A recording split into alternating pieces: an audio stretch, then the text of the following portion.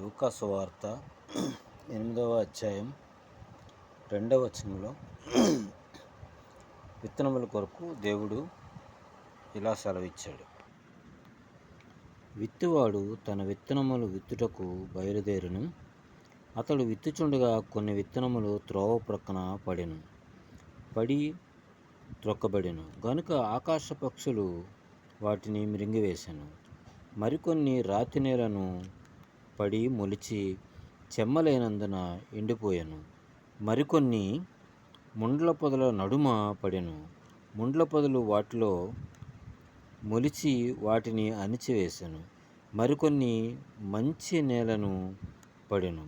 అవి మొలిచి నూరుదంతులుగా ఫలించెను.